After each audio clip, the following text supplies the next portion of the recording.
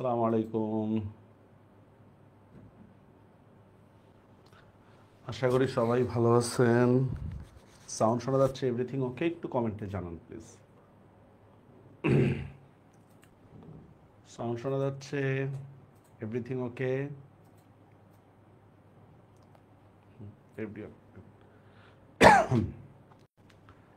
দেখতে দেখতে মোটামুটি কিন্তু আমাদের ক্লাস অনেকগুলো হয়ে গেছে কিন্তু, আর অনেকে আপনারা হচ্ছে আর্কাইভ সেশন থেকে দেখছেন, যার ফলে আশা করতেছি পড়াটা বেশ আগায় রয়েছেন আপনারা।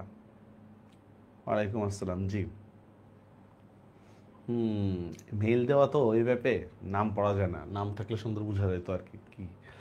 আচ্ছা, আমরা আজকে গত ক্লাসটা যেহেতু আমরা প্রথম পত্র নিয়েছিলাম, প্রথম পত্র একটা সাজেশনমূলক ক্লাস ছিল গত ক্লাসটা, তো আমরা আজকে হচ্ছে এই জন্য একটু রুটিনে পরিবর্তন করে আমরা সেকেন্ড পেপার ক্লাসটা আনছি আগে। সেকেন্ড পেপার এবং ফার্স্ট পেপারে কিছু অংশ, তো অ্যাডমিশনের জন্য 30% কোয়েশ্চেন আমার ফার্স্ট পেপার থাকে, যেটা পুরোটাই হচ্ছে আপনার পড়ার উপর ডিপেন্ড করবে খুঁটিনাটি কি আছে না আছে। এই জন্য আমরা গত ক্লাসে একটা কুইজ সেশন করছিলাম।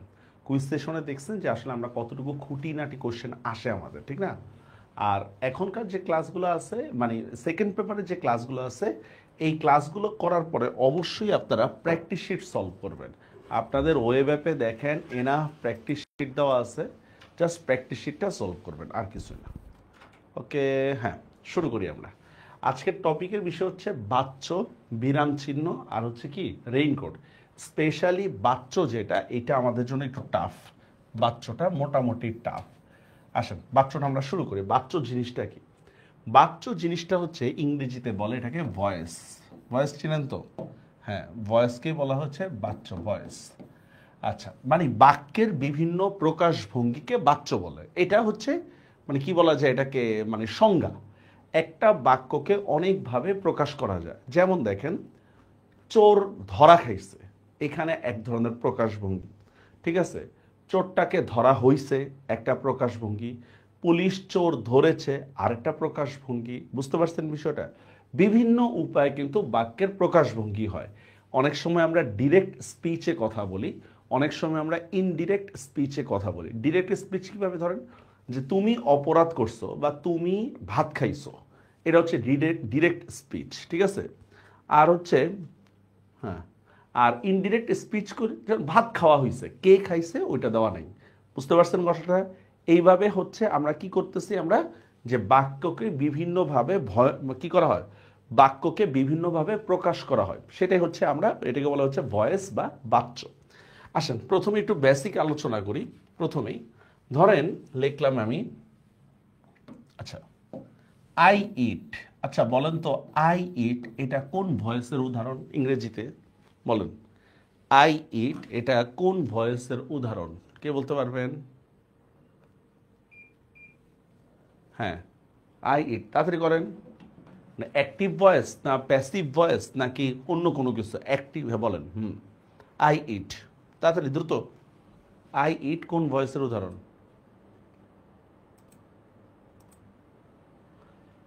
হ্যাঁ, রাইট, এটা হচ্ছে একটা অ্যাক্টিভ ভয়েসের উদাহরণ, আই ইট। আচ্ছা, এবার লিখলাম আই ইট রাইস, এটা কোন ভয়েসের উদাহরণ? আই ইট রাইস এটাও কোন ভয়েসের উদাহরণ বলেন আপনারা? আই ইট এটা কোন ভয়েস এবং আই ইট রাইস এটা কোন ভয়েস? আচ্ছা, আপনারা বলতেছেন হচ্ছে দুইটাই আমার অ্যাক্টিভ ভয়েসের উদাহরণ, ঠিক না? আই ইট এটাও আমার অ্যাক্টিভ ভয়েসের উদাহরণ। আচ্ছা, আই ইট রাইস এটাও আমার অ্যাক্টিভ ভয়েসের উদাহরণ। আচ্ছা, এবার আপনারা কষ্ট করে এই যে বাক্যটা, এই বাক্যটাকে আপনারা প্যাসিভ করতে পারবেন? এই যে আই ইট, এটাকে প্যাসিভ করা যাবে কিনা একটু দেখেন তো। আই ইট যাবে প্যাসিভ করা? দ্রুত রিপ্লাই দেন। আমরা যদি চেষ্টা করি আই ইট, আই ইট এটাকে প্যাসিভ করা যাবে? আচ্ছা, না না, আমি রাইসের কথা বলি নি, আমি রাইসের কথা বলি নি, আমি এই অংশটার কথা বলছি, জাস্ট আই ইটের কথা বলতেছি। আমি আই ইট রাইস এটা নিয়ে কথা বলতেছি না। করা যাবে? এই অংশটাকে প্যাসিভ হয় না, এটা কি হবে না? প্যাসিভ হবে না। আচ্ছা, কেন এটা প্যাসিভ হবে না এটা তো একটা বিষয়। বলেন তো কেন এটা প্যাসিভ হচ্ছে না? কারণ এখানে কি নাই? অবজেক্ট নাই। এখানে কি অবজেক্ট নাই, এই জন্য এটা প্যাসিভ হবে না। কিন্তু দেখেন এইটাকে আমরা প্যাসিভ করতে পারি, ঠিক না? এই যে এইটাকে আমরা প্যাসিভ করতে পারি, সেটা কি দেখেন, রাইস ইজ ইটেন, তারপর কি বলেন তো, বাই মি, এই তো, rice is eaten by me, এই তো, এইটাকে আমরা প্যাসিভ করতে পারি। ইটেন মানটা মানে ইএটিএইচ, আচ্ছা, এইটাকে আমরা প্যাসিভ করতে পারি, ঠিক না? কিভাবে প্যাসিভ করা যায় বলেন তো? কারণ হচ্ছে কি এখানে অবজেক্ট আছে, তার মানে প্রথম কথাটা একটু বুঝে নেন, যদি কোনো ভয়েসে অবজেক্ট থাকে তাহলেই আমি সেটাকে প্যাসিভে নিতে পারবো, কিন্তু অবজেক্ট যদি না থাকে তাহলে আমরা সেটাকে প্যাসিভে নিতে পারবো না। একটু কি বুঝতে পারছেন আমার কথাটা? এতটুকু বুঝতে পারছেন? হ্যাঁ, কোনো বাক্যে যদি অবজেক্ট থাকে তাহলেই সেটাকে আমরা প্যাসিভে নিতে পারবো। যদি কোনো বাক্যের মধ্যে অবজেক্ট যদি না থাকে তাহলে সেটা প্যাসিভে নিতে পারবো না। এখন প্রশ্ন হচ্ছে স্যার, অ্যাক্টিভ যেটা আছে স্যার, অ্যাক্টিভের মধ্যে অবজেক্ট আছে নাকি নাই সেটা নিয়ে কোনো কোশ্চেনই নেই। অ্যাক্টিভে অবজেক্ট থাকতেও পারে, নাও থাকতে পারে, ওইটা নিয়ে আমাদের কোনো আপত্তির কিছু নেই, ঠিক না? কিন্তু সমস্যাটা হচ্ছে অ্যাক্টিভকে যদি আমি প্যাসিভ করতে হয় তাহলে সেইখানে মাস্ট আমার কি থাকতে হবে, অবজেক্ট থাকতে হবে। এতটুকু বোঝা গেছে? তাহলে আমরা প্রথমে অ্যাক্টিভ ভয়েস নিয়ে একটু কথা বলি। অ্যাক্টিভ ভয়েস, আচ্ছা, অ্যাক্টিভ ভয়েসের ক্ষেত্রে বলেন তো স্যার, কি অবজেক্ট থাকতেও পারে, আবার কি উইদাউট অবজেক্ট, ঠিক না? অবজেক্ট নাও থাকতে পারে, অবজেক্ট থাকতেও পারে, আবার কি অবজেক্ট নাও থাকতে পারে। এটুকু নিয়ে কি কারো কোনো ঝামেলা আছে? এতটুকু নিয়ে কারো কোনো ঝামেলা আছে? অ্যাক্টিভ ভয়েসে অবজেক্ট থাকতেও পারে, নাও থাকতে পারে। ধরেন আমরা একটা বাক্য লিখলাম যে দেখেন, আমি কি বলেন, আমি খাই, আবার ধরেন আমি ভাত খাই। অবজেক্ট থাকলেও সমস্যা নাই, অবজেক্ট না থাকলেও সমস্যা নেই, একটু আমরা বুঝছি, এটা নিয়ে কোনো ঝামেলা নেই। এখন এখানে আরো কিছু ঝামেলা আছে, ঝামেলা না, নর্মাল কথাবার্তা। সেটা হচ্ছে স্যার, অ্যাক্টিভ ভয়েসে এটা হচ্ছে সাবজেক্ট অনুসারে ভার্বের পরিবর্তন হয়। কি বললাম? সাবজেক্ট অনুসারে ভার্ব এর পরিবর্তন হয়, ভার্বের পরিবর্তন হয়। সাবজেক্ট অনুসারে ভার্ব আপনারা পড়ছেন না? চলক ধ্রুবক কখনো পড়ছেন? চলক কাকে বলে, ধ্রুবক কাকে বলে, পড়ছেন না? সাবজেক্টের পরিবর্তন হলে অ্যাক্টিভ ভয়েসে যে ভার্বেরও পরিবর্তন হয়ে যায়।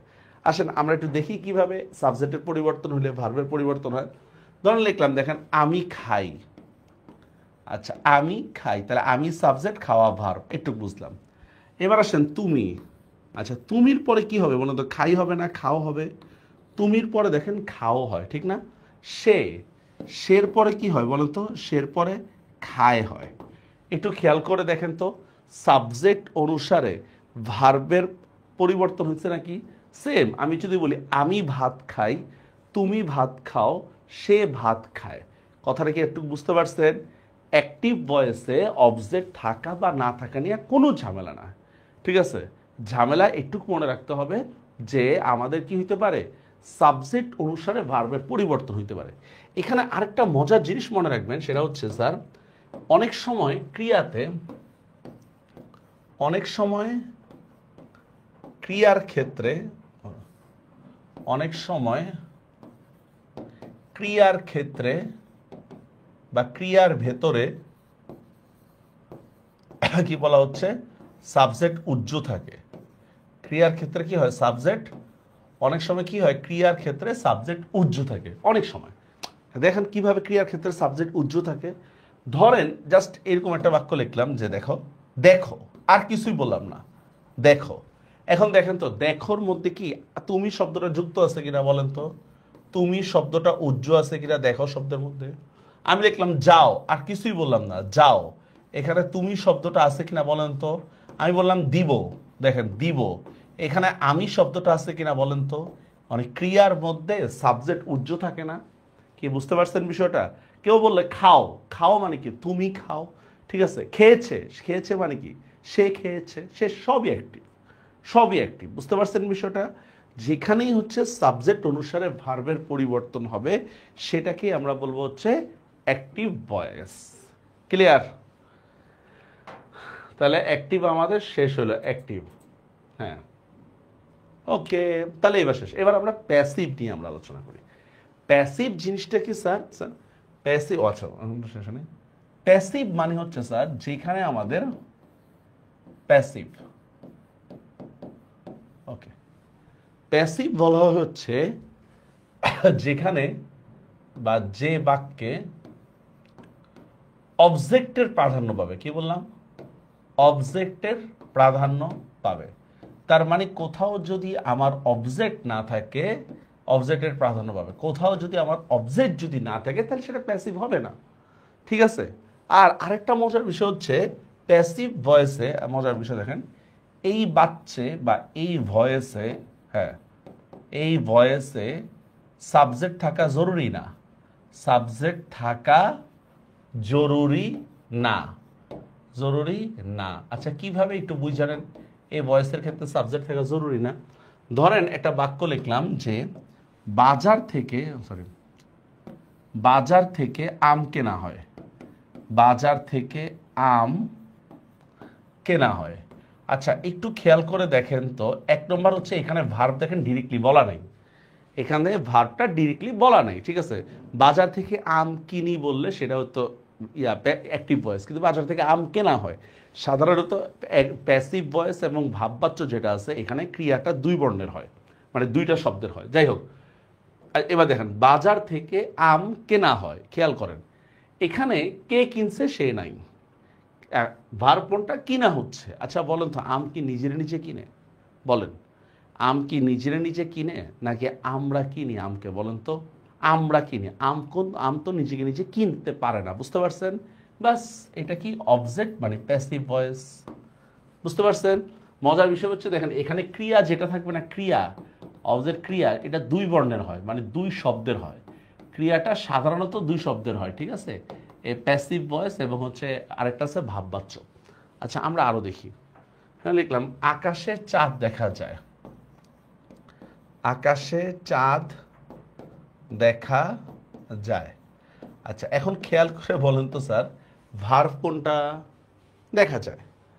ভার্ব এখানে কোনটা? দেখা যাচ্ছে। ঠিক না? এখন বলেন তো চাঁদ কি নিজের নিজে দেখতেছে না আমরা দেখতেছি? বলেন, চাঁদ তো নিজেকে নিজে দেখতেছে না, বরঞ্চ আমরা দেখতেছি। ঠিক না? তার মানে এটা কি বলেন তো? এটাও একটা অবজেক্ট। কথাটা কি বুঝতে পারছেন? আমার কথাটা বুঝতে পারছেন? সেম দেখেন। আচ্ছা মুরগি রান্না হচ্ছে, আমরা অনেক সময় বলি না ভাই কি রান্না করতেছেন? ভাই মুরগি রান্না হচ্ছে। আচ্ছা এখানে ভার্ব কোনটা বলেন তো? ভার্ব হচ্ছে রান্না হচ্ছে, এটা ভার্ব। এখন দেখেন মুরগি কি নিজের নিজে রান্না করতেছে? মুরগি তো নিজেকে নিজে রান্না করতেছে না, বরঞ্চ আমরা করতেছি। ঠিক না? তার মানে এটাই হচ্ছে আমাদের অবজেক্ট বা প্যাসিভ ভয়েস। বুঝতে পারছেন? আরেকটা বিষয় দেখেন, যদি আমরা এভাবে বলতাম, দেখেন যে ডিরেক্টলি যদি বলি এরকম, দেখেন মা, মা মুরগি রান্না করছে। মা মুরগি রান্না করছে। তো দেখেন এখানে মা দিয়া কি বোঝাচ্ছে? সে। এই তো, মা মুরগি রান্না করছে, এখানে মাটা কি? সাবজেক্ট। এবার মার জায়গায় করলাম তুমি, তুমি দিয়ে দেন তুমি, তারপর কি? মুরগি রান্না করছো। ঠিক আছে? আমি, আমি দিলে কি হয় বলেন তো? আমি মুরগি রান্না করছি। এইটা আমার অ্যাক্টিভ হইতো। বুঝতে পারছেন? কারণ এখানে সাবজেক্টের পরিবর্তনের সাথে সাথে ভার্বের পরিবর্তন হচ্ছে। যেখানে সাবজেক্টের পরিবর্তনের সাথে সাথে ভার্বের পরিবর্তন হবে সেটাকে আমরা বলবো হচ্ছে অ্যাক্টিভ ভয়েস। কিন্তু অবজেক্টের কারণে যদি ভার্ব হয় তাহলে এটা কি হবে বলেন তো? এটা প্যাসিভ ভয়েস। বোঝা গেছে বিষয়টা? একেবারে সহজ। তাহলে দুইটা আমাদের কাছে ক্লিয়ার। একটা হচ্ছে অ্যাক্টিভ ভয়েস। অ্যাক্টিভ ভয়েস আমরা কাকে বললাম বলেন তো? যেখানে ভার্ব অনুসারে ক্রিয়ার পরিবর্তন হবে, সাবজেক্ট অনুসারে ক্রিয়ার পরিবর্তন হবে, এটা হচ্ছে অ্যাক্টিভ ভয়েস। আর প্যাসিভ ভয়েস বলা হচ্ছে যেখানে অবজেক্ট থাকবে এবং অবজেক্ট অনুসারে ভার্ব হবে। যেমন দেখেন কেউ বললো দেখেন ক্লাস দেখতেছি, দেখেন খেয়াল করেন, আমি যদি বলি এরকম ক্লাস দেখছি, আচ্ছা বলেন তো ক্লাস দেখছি এটা অ্যাক্টিভ না প্যাসিভ? ক্লাস দেখছি, কে বলতে পারবেন? আপনার মা তাকে ডাক দিল ধরেন, ঠিক আছে, এই তুই কি করস? ক্লাস দেখতেছি। হ্যাঁ রাইট, এইটা অ্যাক্টিভ ভয়েস। কারণ এই দেখছির মধ্যে আমি আছে কি না? এই দেখছির মধ্যে দেখেন আমি আছি। কিন্তু দেখেন ক্লাস দেখা হচ্ছে, ক্লাস দেখা হচ্ছে, আচ্ছা এবার একটু জিনিস খেয়াল করেন তো, এখানে কি ডিরেক্টলি বলা হচ্ছে, এখানে কি ডিরেক্টলি বলা হচ্ছে দেখতেছি, এরকম তো বলা হচ্ছে না, ঠিক না? এইটা প্যাসিভ, বুঝতে পারছেন? এটা তখন কি হবে? অবজেক্ট। ডিরেক্টলি বললে সেটা থাকে হচ্ছে সাধারণত অ্যাক্টিভ, আর ডিরেক্টলি না বললে সেটা থাকে সাধারণত প্যাসিভ। শেষ। ইজ ইট বুঝিং? একটু বুঝতে পারছেন? 3 নম্বরে আসেন আমরা। 3 নম্বরে হচ্ছে এটাকে বলে ভাববাচ্য। এটা ইংরেজিতে নাই, ভাববাচ্য। তো ভাই ভাববাচ্য জিনিসটাকে একটু দেখি আমরা। ভাববাচ্য, ভাববাচ্যটা হচ্ছে ধরেন এই দেখেন একটা বাক্য লিখলাম যে আমি খাই। আচ্ছা এখন দেখেন আমি খাই, এটাকে তো আপনি প্যাসিভ ভয়েসে নিতে পারবেন না, কারণ এখানে কোনো অবজেক্ট নাই, এখানে কোনো অবজেক্ট নাই, এই জন্য আমরা এটাকে প্যাসিভ ভয়েসে নিতে পারবো না। এইটাকে আমি একটু ঘুরাই এভাবে বললাম, দেখেন আমার খাওয়া হয়, আমার খাওয়া হয়। তো খেয়াল করে দেখেন তো স্যার, দুইটা কি মানে একটু কথাটার মধ্যে একটু পরিবর্তন আসছে কিনা বলেন তো? আমি খাই, আমার খাওয়া হয়। প্যাসিভ ভাববাচ্য সোজা কথা বললে হচ্ছে সাধারণত যে বাচ্চা অবজেক্ট থাকে না, সাধারণত যে বাচ্চে অবজেক্ট থাকে না, ঠিক আছে, এবং থাকে না, এবং কর্তার পরিবর্তনে, কর্তার পরিবর্তনে ক্রিয়ার পরিবর্তন হয় না, ক্রিয়ার পরিবর্তন হয় না, কর্তার পরিবর্তনে কি হবে না? ক্রিয়ার পরিবর্তন হয় না। তা এইটা আমরা করব কিভাবে স্যার? 1 নম্বর হচ্ছে মানে সূত্রটা হচ্ছে র বা এর প্লাস ভার্বের বেস ফর্ম, ভার্ব প্লাস হয়। আমরা কিছুই বুঝিনি, আমরা কিছুই বুঝিনি। যেমন দেখেন আমি খাই, দেখেন আমার র যোগ করছি আমরা, খাই ভার্ব খাওয়া, দেখছেন খাওয়া ভার্ব, এরপর হয়। আচ্ছা এবার দেখেন আমি খাই, আমি এটা বললাম তুমি, তারপর কি হবে? খাও, চেঞ্জ হয়ে গেছে। সে, এখানে আমরা কি বলতেছি? খায়, দেখেন চেঞ্জ হয়ে গেছে। কিন্তু এইটাকে যদি আমরা এখানে লিখি বাক্যটা কিভাবে বলেন তো? তুমি জায়গায় তোমার, দেখেন তোমার খাওয়া হয়, দেখছেন কোনো পরিবর্তন করতেছি না আমরা। আচ্ছা তোমার জায়গায় তার, তার খাওয়া হয়। ভাববাচ্যটা একটু বুঝে নেন। ভাববাচ্যে সাধারণত অবজেক্ট থাকে না। 1 নম্বর কোশ্চেন, ভাববাচ্যে সাধারণত কি থাকে না? অবজেক্ট থাকে না, এবং সাবজেক্টের পরিবর্তনের সাথে সাথে ভার্বের পরিবর্তন হয় না। সাবজেক্টের পরিবর্তনের সাথে সাথে ভার্বের পরিবর্তন হয় না, সেটাকে বলা হচ্ছে ভাববাচ্য, ঠিক আছে? যেমন দেখেন আমি খাই, এখানে কি আছে? এটা তো অ্যাক্টিভ ভয়েস, এখানে দেখেন কোনো অবজেক্ট নাই। এটাকে আমরা করলাম কিভাবে দেখেন তো? আমার, আমি কি হয়ে গেল? আমার পসেসিভ ফর্মে চলে গেছে, দেখছেন? র এর ভার প্লাস হয়, আমার খাওয়া হয়। আচ্ছা তুমি খাও, তাহলে এটা কিভাবে করবো বলেন তো? তোমার খাওয়া হয়। সে খায়, এটা কি হবে? তার খাওয়া হয়। বুঝতে পারছেন বিষয়টা?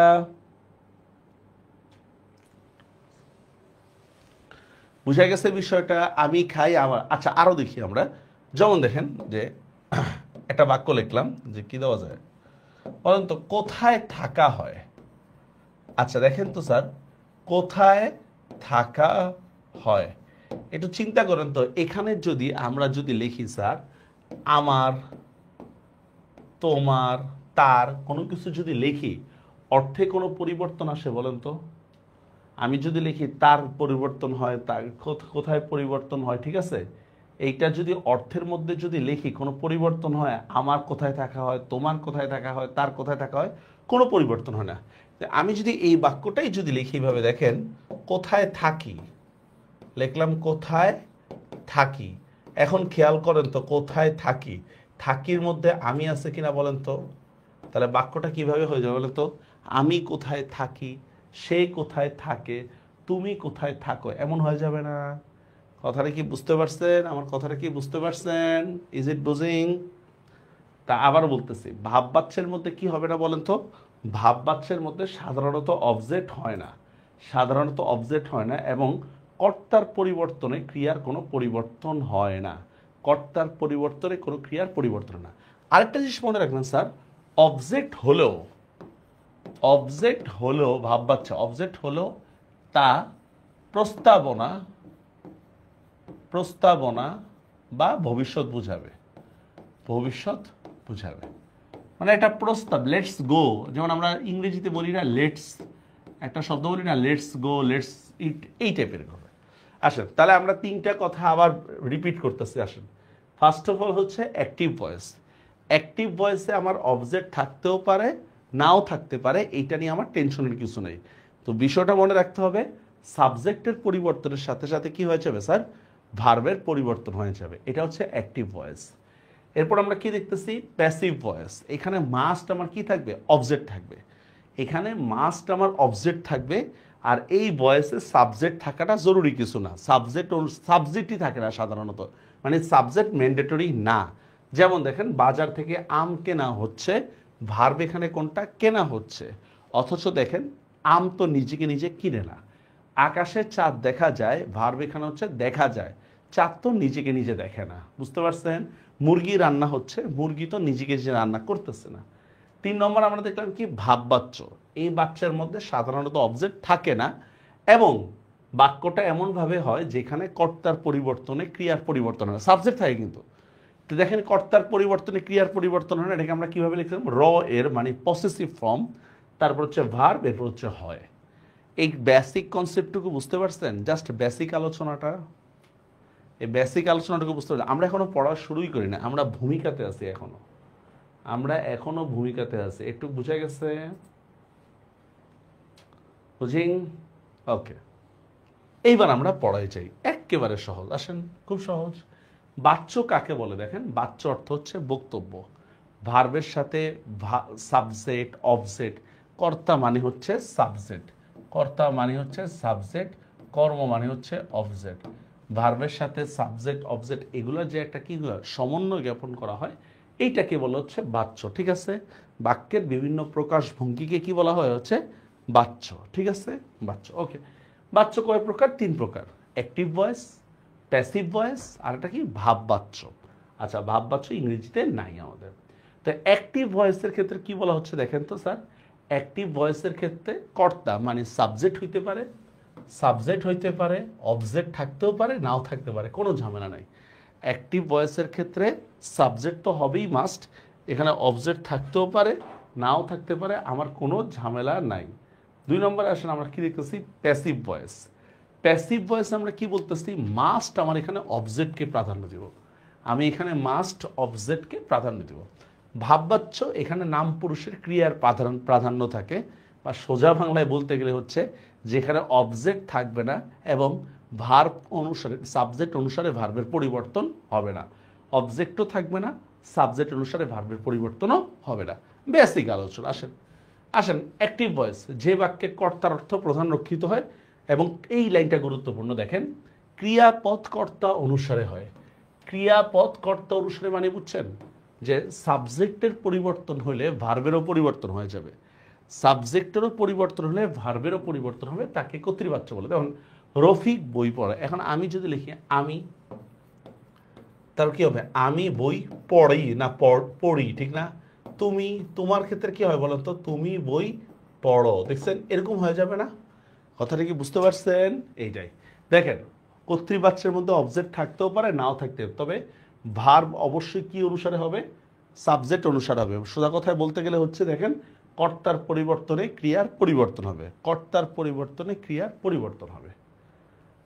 Number 2, passive voice. Passive voice কাকে বলে? দেখেন, যে বাক্যে কি কর্ম বা অবজেক্টের প্রাধান্য থাকবে, এই চিত্রটাকে আমরা বলছিলাম, যে বাক্যে কি থাকবে, অবজেক্টের প্রাধান্য থাকবে। যেমন দেখেন, চোর ধরা পড়ছে, অথচ দেখেন কে ধরছে সেটা নাই। আমার বই পড়া হয়েছে, আমার বই পড়া হয়েছে, আমি বাদ দেন, আমি আমারটা বাদ দিয়ে দেন, বই পড়া হয়েছে, কোনো সমস্যা হয়েছে? আমার বই পড়া হয়েছে মানে এইটা না যে আমি বই পড়ছি, বরঞ্চ আমার যে বইটা ওটা অন্য কেউ পড়ছে। বা আমরা বলি না যে আমার জামাটা পরা হয়েছে, মানেটা কি, যে আমি হয়তো জামা রেখে গেছিলাম, ড্রেস রেখে গেছিলাম, অন্য কেউ সেটা পড়ছে, এটাকে বলা হচ্ছে আমার বই পড়া হয়েছে। কর্মবাচ্যের কর্তাকে অনুক্ত কর্তা বলে। কেন অনুক্ত কর্তা বলা হয়? কারণ সাধারণত মানে কর্তার উল্লেখ থাকাটা জরুরি না, কর্তার উল্লেখ থাকাটা জরুরি না। যেমন দেখেন, রাইস ইজ ইটেন, এটা বললেই তো হয়ে যায়, ঠিক না? বাই মি বলার কি খুব দরকার আছে বলেন তো? খুব দরকার নেই, রাইস ইজ ইটেন একটু বললেই কিন্তু হয়েছে। এবার দেখেন, অবজেক্ট না থাকলে কখনোই কর্মবাচ্য হবে না। দেখছেন হুলকার দিয়েছি, অবজেক্ট না থাকলে কখনোই কর্মবাচ্য হবে না। বাক্যকর্তা থাকতে পারে কিন্তু ক্রিয়াটা অবশ্যই অবজেক্ট অনুসারে হবে। অবজেক্ট ছাড়া কখনোই কর্মবাচ্য হবে না। এবার দেখেন ভাববাচ্য, যে বাক্যে ক্রিয়ার অর্থই প্রাধান্য পায়, ঘোড়ার ডিম বাদ দেন। আমি বলছিলাম কি বলেন তো স্যার, আমি বলছিলাম যে ভাববাচ্যে, এর এটা একটু মনে রাখেন, ভাববাচ্যে কর্তার পরিবর্তনে ক্রিয়ার কোনো পরিবর্তন হয় না, বাস একটু মনে রাখবেন। ভাববাচ্যে সাবজেক্ট ঠিকই থাকবে কিন্তু কর্তার পরিবর্তনে ক্রিয়ার কোনো পরিবর্তন হয় না। বুঝতে পারছেন বিষয়টা?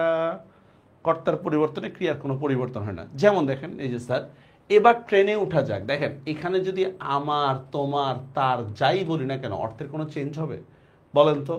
এবার মাছ ধরা হোক, বলেন তো?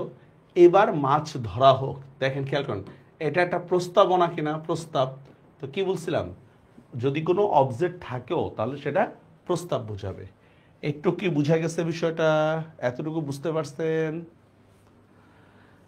আচ্ছা, আপনাদের কাছে একটা স্পেশালি একটা রিকোয়েস্ট করি আপনাদেরকে, কিছু মনে করে না। ক্লাসের মধ্যে আপনার প্রত্যেকটা কমেন্ট অত্যন্ত গুরুত্বপূর্ণ, ক্লাস রিলেটেড। আপনি কত পাইছেন বিশ্বাস করেন, আপনি যদি অপ্রাসঙ্গিক কমেন্ট করেন বোঝাই যায় যে হচ্ছে আপনি কি লেভেলের স্টুডেন্ট, বা মানে এটা আমার পরিচায়ক এটা। কারণ আপনার কমেন্ট একজনে দেখতেছে, উনি আবার ওটা রিপ্লাই দিতেছে, আপনি ক্লাস বাদ দিয়ে দেখা যাচ্ছে হচ্ছে কমেন্ট নিয়ে হচ্ছে রিপ্লাই দিতেছেন ইত্যাদি ইত্যাদি। ম্যাচুরিটির পরিচয় আমাদের দিতে হবে, ঠিক আছে? আমরা যখন ক্লাসে থাকি, ক্লাসের প্রত্যেকটা কমেন্ট আমরা খেয়াল করি, ওইভাবে আমরা পড়ানোর চেষ্টা করি, ঠিক আছে?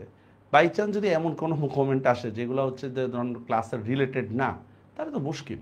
আপনি শেষের 10 মিনিট থাকেন না, আমরা তো শেষের 10 মিনিট 5 মিনিট জিজ্ঞাসা করি না যে কার কোনো কোশ্চেন আছে কিনা বা কারো কোনো জিজ্ঞাসা আছে কিনা, এগুলো তো বলি, ঠিক আছে? আমরা আরেকটু সচেতন হই আমরা। ওকে, বুঝতে পারছেন? তাহলে ভাববাচ্যে কি, অনেক সময় ভাববাচ্যে কর্তা উজ্জ্বল থাকতে পারে। ধরেন দেখেন কোথায় থাকা হয়, দেখেন এখানে আমার, তোমার, তার যাই বলি না কেন, অর্থে কোনো সমস্যা আছে? এবার পড়ালেখা করা যাক। এবার দেখেন কার বলেন তো, আমার, তোমার, তার, যার কথাই বলি না কেন, কোনো সমস্যা আছে? কোনো সমস্যা নেই। তাহলে ভয়েসটা কি বুঝতে পারছেন? ভয়েসটা একেবারে সহজ, পানির মতো সহজ।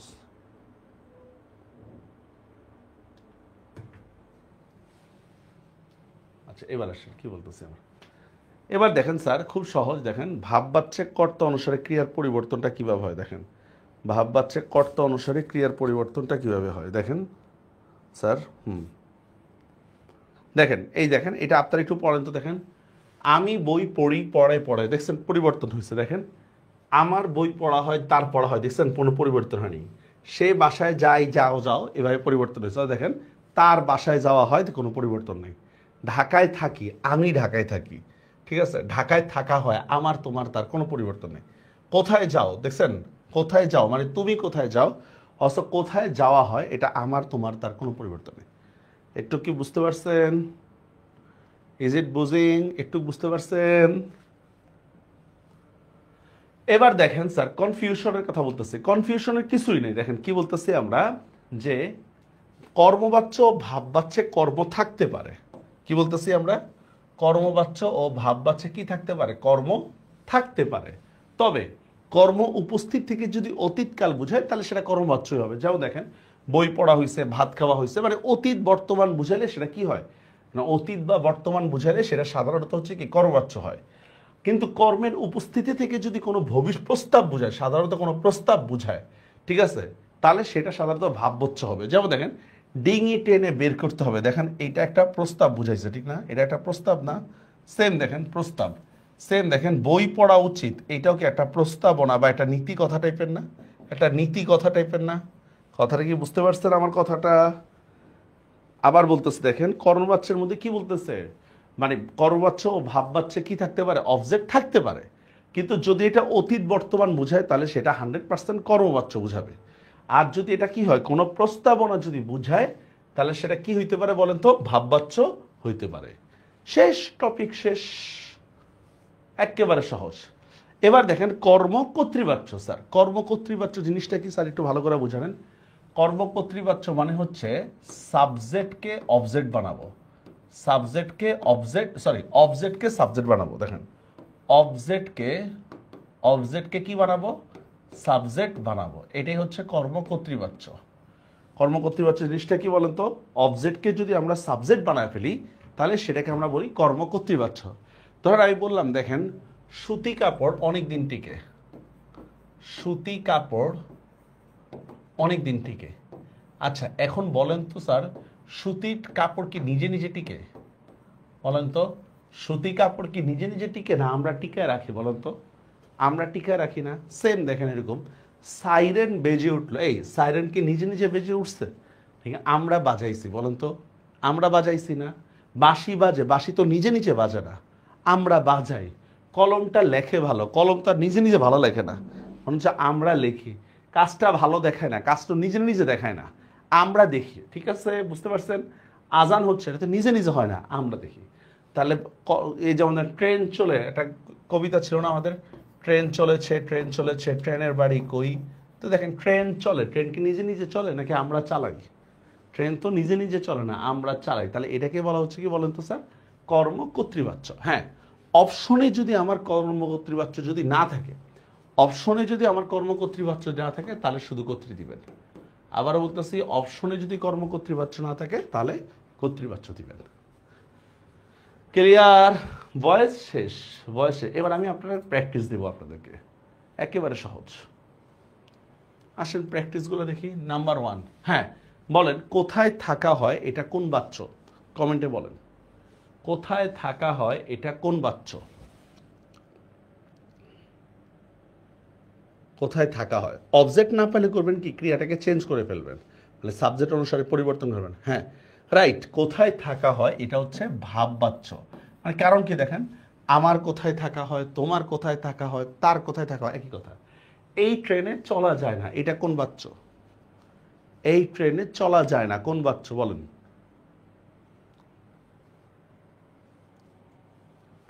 এইটাও ভাববাচ্য, রাইট। আমার চলা যায় না, তার চলা যায় না, ঠিক আছে সবাই। বাজার থেকে আম কেনা হয়েছে কোন বাচ্য? বাজার থেকে আম কেনা হয়েছে কোন বাচ্য এটা?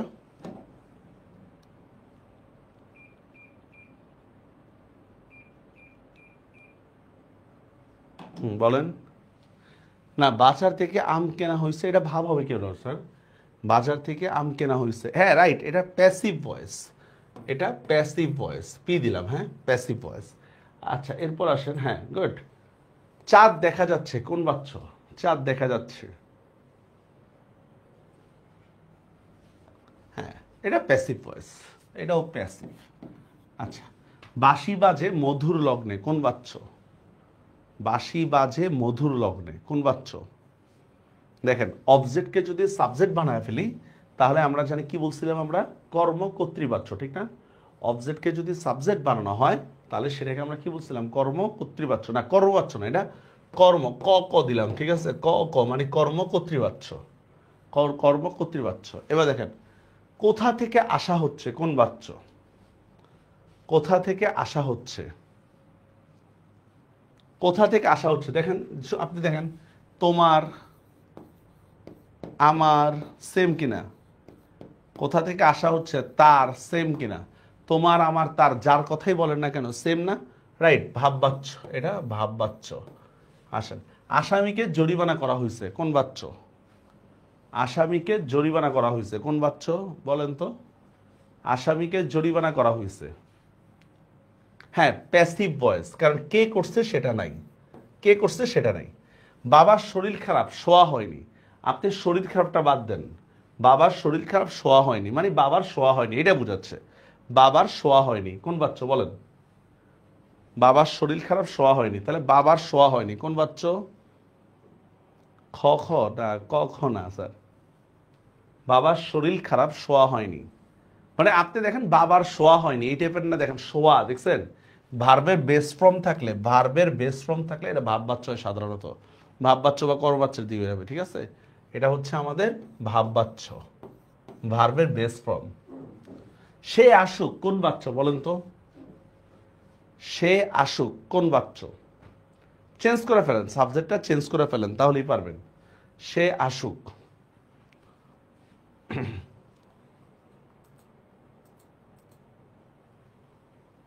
বলেন তো সে আসুক কি হবে? না, এটা ভাববাচ্ছ কেন? দেখেন সে আসুক, এবার যদি আমি বলি তুমি, এখন দেখেন তো তুমি আসুক হবে না তুমি আসো? হ্যাঁ, এটা অ্যাক্টিভ ভয়েস, এটা অ্যাক্টিভ ভয়েস। সে আসুক, তুমি আসুক হবে না তুমি আসো, আমি আসি, এভাবে চেঞ্জ হয়ে যাবে না? আসেন এবার আমরা কিছু অবজেক্টিভ সলভ করি। দেখেন কর্মবাচ্যের ক্রিয়াপদ কিসের অনুসারী হয় বলেন তো স্যার? কর্মবাচ্যের ক্রিয়াপদ কিসের অনুসারী হয়? হ্যাঁ বলেন, 1 নম্বরে কি হবে? ডি নম্বর। এই ডি নম্বর হবে কেন? কর্মবাচ্যে ভার্ব কার অনুসারে হয়? কর্মবাচ্যে মানে প্যাসিভ ভয়েসে ভার্ব কার অনুসারে হয়? না, বলতেছে কি এগুলা? প্যাসিভ ভয়েসে ভার্ব কার অনুসারে হয়? এটা পারলেন না? প্যাসিভ ভয়েসে না ভার্ব অবজেক্ট অনুসারে হবে, ডিরেক্টলি কথা অবজেক্ট অনুসারে। প্যাসিভ ভয়েসে তো অবজেক্ট অনুসারে হবে প্যাসিভ ভয়েস। চাঁদ দেখা যাচ্ছে, এটা কোন বাচ্চার উদাহরণ? এটা আমরা একটু আগে পড়ছি, চাঁদ দেখা যাচ্ছে। এটা কি কোন বাচ্চার উদাহরণ না? চাঁদ দেখা যাচ্ছে কোন বাচ্চার উদাহরণ। চোরটাকে ধরা গেল না কোন বাচ্চার উদাহরণ বলেন তো? চোরটাকে ধরা গেল না, এটা কোন বাচ্চার উদাহরণ? হ্যাঁ, চোরটাকে ধরা গেল, চোর তো আর নিজে নিজে ধরে না, ঠিক না? রাইট, কোন বাচ্চার উদাহরণ। এবার দেখেন শিক্ষককে সকলেই সম্মান করে, শিক্ষককে সকলেই সম্মান করে, এটা কোন বাচ্চার উদাহরণ? দেখেন সকলেই সম্মান করে, এটা হচ্ছে পুরোটা ক্রিয়া, মানে পুরা ভার্ব। এবার বলেন শিক্ষককে সকলেই সম্মান করে কোন বাচ্চার উদাহরণ? সকলের জায়গায় করেন কি আমি লাগায় দেন, আমি তারপর কি হবে সম্মান করি, তুমি সম্মান করো, ঠিক না? রাইট অ্যান্সার হচ্ছে কর্তৃবাচ্য, কর্তৃবাচ্য, ঠিক আছে? কর্তৃবাচ্য। কিন্তু যদি বলা হয়তো শিক্ষক সর্বত্রই সম্মান পান, তাহলে সেটা হচ্ছে প্যাসিভ ভয়েস হইতো। শিক্ষক সব ক্ষেত্রেই সম্মান পান, তাহলে সেটা প্যাসিভ ভয়েস হতো। এখানে তো বলা হচ্ছে শিক্ষককে সকলেই সম্মান করে, তাহলে এটা হচ্ছে কর্তৃবাচ্য, সকলে সম্মান করে, আমি করি, তুমি করো, সে করে, এই টাইপের। আচ্ছা, নিচের কোনটা ভাববাচ্যের উদাহরণ বলেন তো? এখানের মধ্যে কোনটা ভাববাচ্যের উদাহরণ?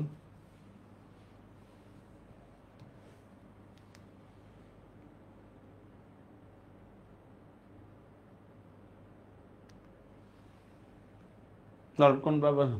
ওদের ঘুমানো হবে না, সে বেশ দুশ্চিন্তায় ভুগছে, ক্রিকেট খেলে মনে আনন্দ পায়, কোনটা ভাববাচ্য উদাহরণ? বি হবে কেন? বি হবে কেন স্যার? সে দুশ্চিন্তায় ভুগছে, দেখেন সে দুশ্চিন্তায় ভুগছে, এটা অ্যাক্টিভটা, সে ভুগছে, আমি আমি ভুগতেছি না, এই টাইপের। ক্রিকেট খেলে মনে আনন্দ পায়, কে পায়? আমি পাই, আমি পাই, তুমি পাও, সে পায়, ঠিক আছে? শিক্ষা মন সংস্কার মুক্ত করে, শিক্ষা সংস্কার মুক্ত করে মানে সে সংস্কার মুক্ত করে, এই সবগুলো অ্যাক্টিভ, সবগুলো। শুধু ওদের ঘুমানো হবে না, এটা রাইট অ্যান্সার। দেখেন ওদের র আসছে, ঘুমানো ভার্বে বেস ফ্রম হবে না, ভার্বে বেস ফ্রম র আসলে না ভাববাচ্য হয়। আচ্ছা ওকে, এবার একটি গান করা হোক, এবার একটি গান করা হোক, দেখেন তো সাবজেক্টটাকে চেঞ্জ করেন তো, এবার একটি গান করা হোক, দেখেন তো একটা প্রস্তাবনা কিনা এটা একটা। এবার একটি গান করা হোক, রাইট, এটা ভাববাচ্য, মানে আমার করা হোক, তোমার করা হোক, তার করা হোক, সেম কথা। কাজটি ভালো দেখায় না কোন বাচ্য? আমরা পড়ছিলাম এটা একটু আগে, কাজটি ভালো দেখায় না, এটা কি কর্মকর্তৃবাচ্যের উদাহরণ না? কর্মকর্তৃবাচ্যের উদাহরণ, কাজটি ভালো দেখায় না। রোগী পথ্য সেবন করে, রোগী সেবন করে মানে দেখেন সে সেবন করে, আমি সেবন করি, তুমি সেবন করো, তাহলে কি হবে বলেন তো? রোগী পথ্য সেবন করে মানে কি রোগী ওষুধ খায়। কর্মবাচ্য কেন হবে? রোগী ওষুধ খায়, এই রোগী ওষুধ খায়, আমি ওষুধ খাই, তুমি ওষুধ খাও, চেঞ্জ হয় না? এটাতে অ্যাক্টিভ ভয়েস, কর্তৃবাচ্য। চোরে না শুনে ধর্মের কাহিনী, সোজা কথাটা কি বলেন তো? চোর ধর্মের কাহিনী শুনে না, চোর ধর্মের কাহিনী শুনে না, তাহলে এবার বলেন তো এটা কোন ভয়েসের উদাহরণ? চোর ধর্মের কাহিনী শুনে না, রাইট, অ্যাক্টিভ ভয়েসের উদাহরণ, কর্তৃবাচ্য, শেষ। কত সহজ, পানির মতো সহজ। এবার আমরা দেখবো বিরাম চিহ্ন স্যার, একেবারে সহজ। বিরাম চিহ্ন, ভয়েসটা বুঝতে পারছেন তো? একটা আইডিয়া পাইলেন তো ভয়েস দিয়ে নাকি? এবার একটু প্র্যাকটিস করলেই হবে। হ্যাঁ, শুধু একটু মনে রাখবেন অ্যাক্টিভ ভয়েসে সাবজেক্ট অনুসারে ভার্বের পরিবর্তন হয়, প্যাসিভ ভয়েসে অবজেক্ট অনুসারে ভার্ব হবে, আর ভাববাচ্যের মধ্যে সাবজেক্ট অনুসারেও ভার্বের, মানে সাবজেক্টের পরিবর্তন করলেও ভার্বের কোনো পরিবর্তন হবে না, বাস এতটুকুই।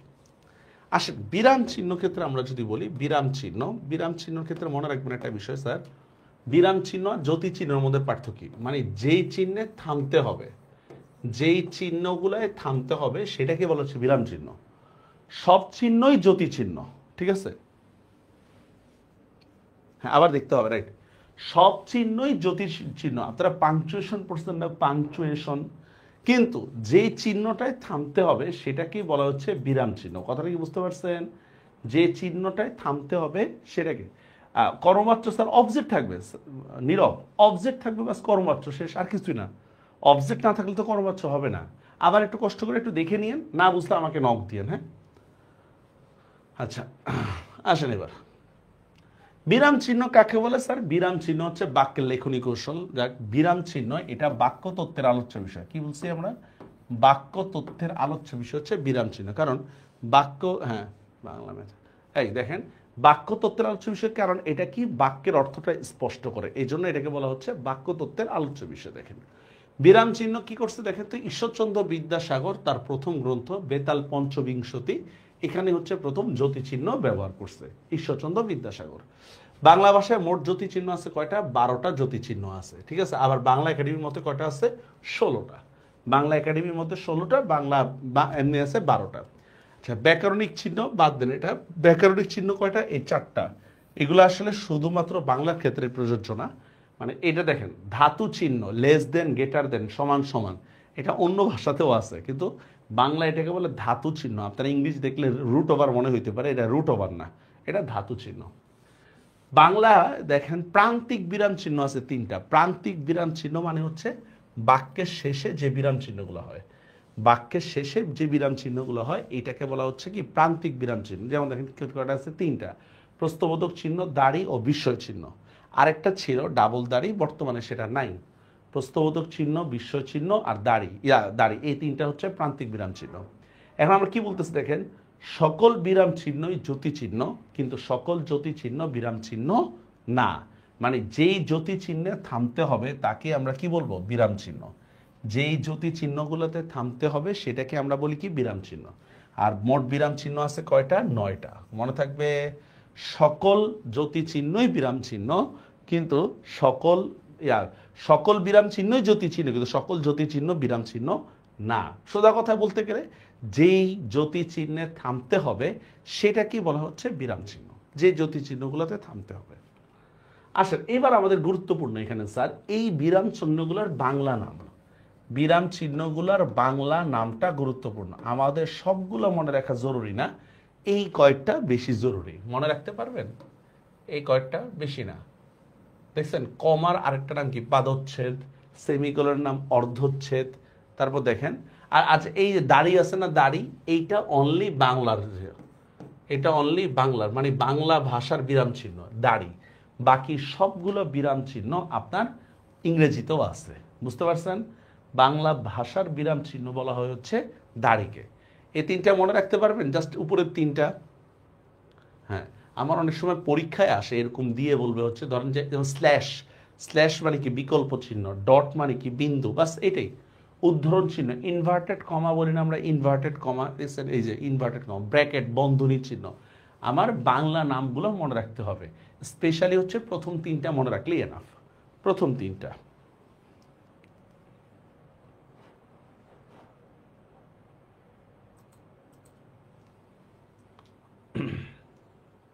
মোট কোটি চিহ্ন, কোটি চিহ্ন, আচ্ছা 12 না 16 দেখাবেন?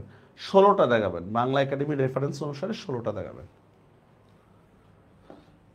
এবার আসেন স্যার, এইটা খুব গুরুত্বপূর্ণ স্যার, বিরাম চিহ্নের থামার স্থান, মানে কয়টা, কোন বিরাম চিহ্নে কতটুকু থামতে হবে, এটা খুবই গুরুত্বপূর্ণ। দেখছেন 1 সেকেন্ড থামতে হবে কোথায়? দেখেন ড্যাশ, প্রশ্নবোধক চিহ্ন, কোলন, দাড়ি, এখানে 1 সেকেন্ড থামতে হবে, ঠিক আছে?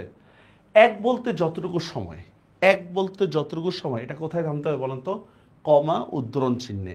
এক বলতে যতটুকু চিহ্ন। এক বলার দ্বিগুণ সময়, সেমিকলন, তাহলে কমার চেয়ে সেমিকলন একটু টাইম বেশি লাগবে। আর থামার প্রয়োজন নেই কোনটা? Hyphen, elect bracket. আপনাকে এই 3টা ভালো করে মনে রাখতে হবে, ঠিক আছে? এক বলার কতটুকু, এক বলার পর্যন্ত সময় কোথায় থামতে হবে, 1 সেকেন্ড কোথায় থামতে হবে, এক বলার চেয়ে দ্বিগুণ সময় কোথায় থামতে হবে, মুখস্থ রাখতে পারবেন? এইটা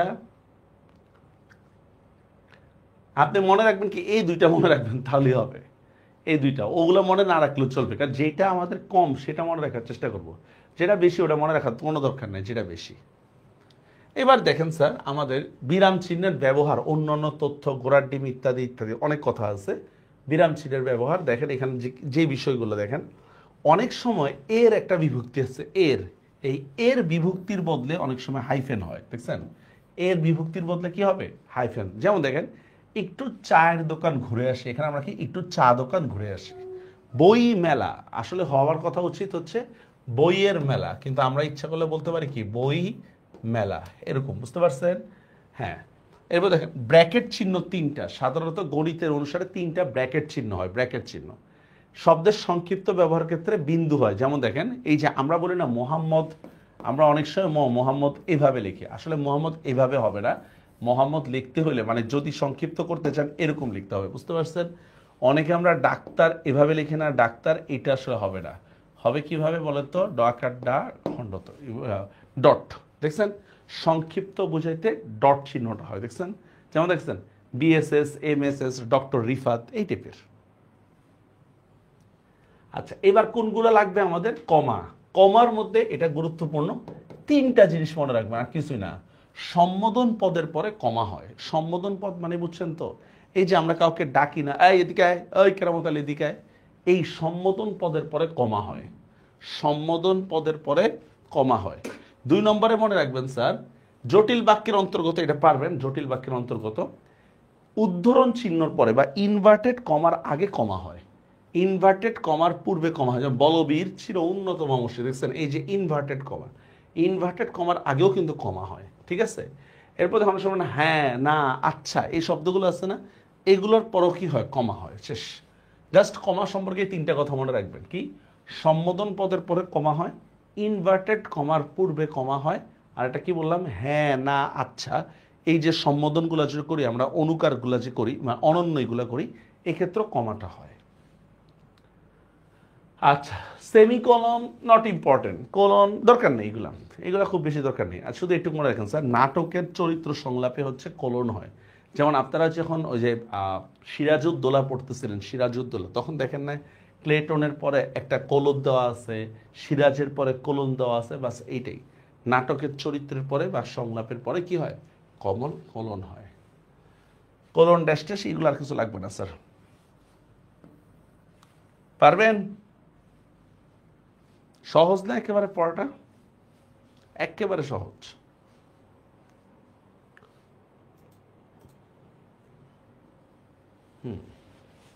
এবার রেইনকোট গল্প স্যার। রেইনকোট গল্পের ক্ষেত্রে আমাদের যে জিনিসগুলো একটু বেশি গুরুত্বপূর্ণ মনে রাখবেন, দেখেন কালার করতে দেওয়াই আছে। দেখেন 1943 সালে ওনার জন্ম, গাইবান্ধা জেলার গেটিয়াতে, মাতুলালয়ে জন্ম ওনার। মাতুলালয় মানে হচ্ছে মায়ের বাবা, মায়ের বাড়ি।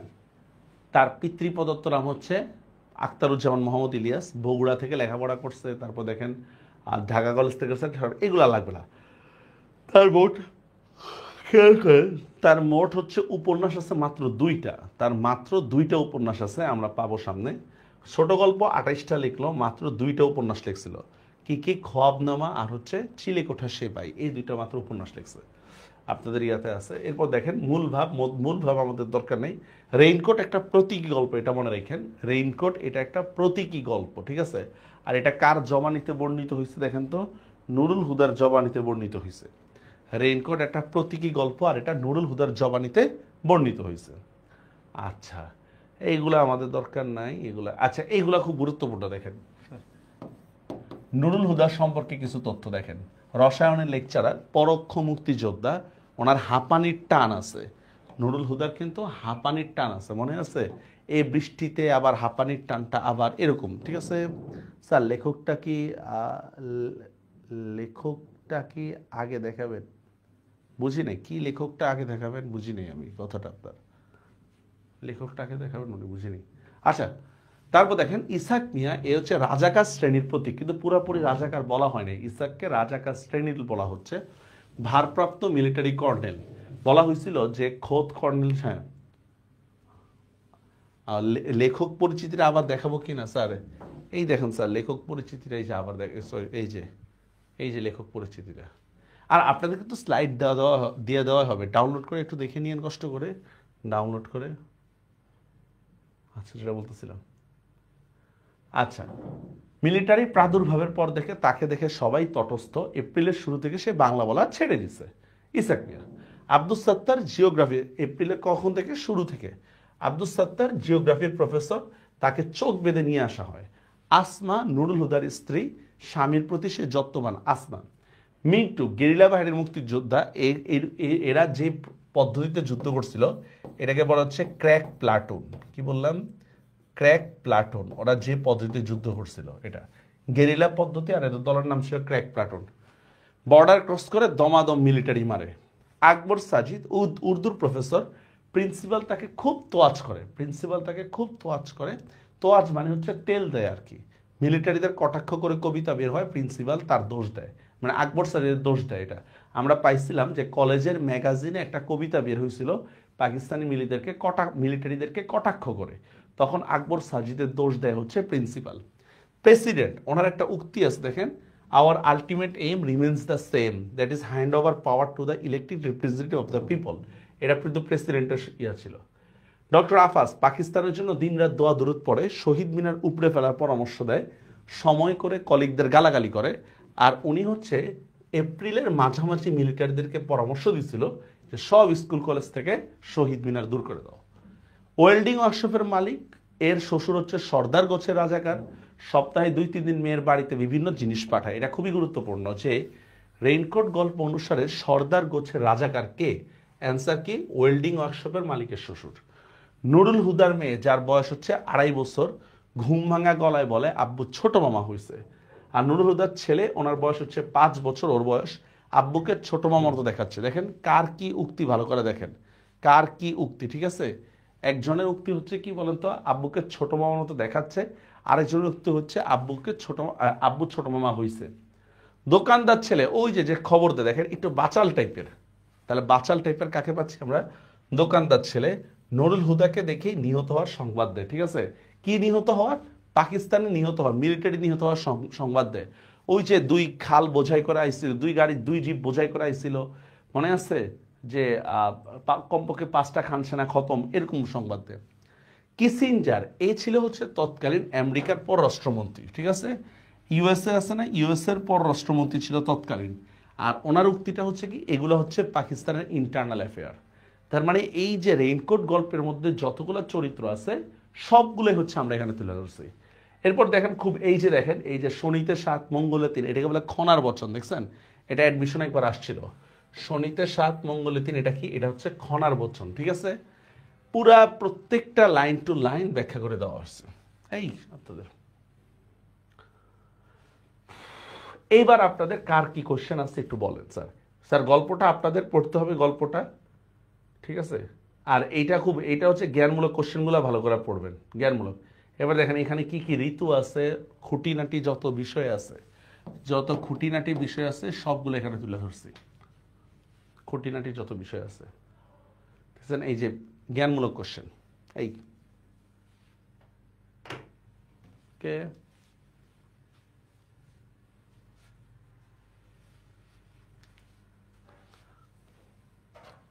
জ্ঞানমূলক কোশ্চেনগুলো পড়ে নেবেন। গল্পের গুরুত্বপূর্ণ জ্ঞানমূলক কোশ্চেনগুলো কিন্তু স্লাইডে দেওয়া আছে।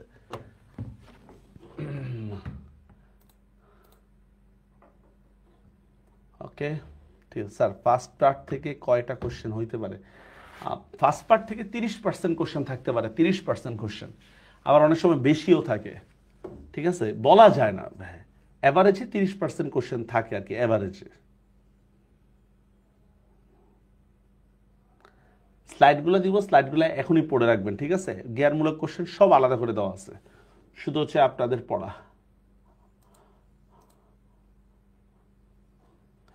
ঠিক আছে স্যার? তাহলে ভালো থাকবেন। কারো কোনো কোশ্চেন আছে?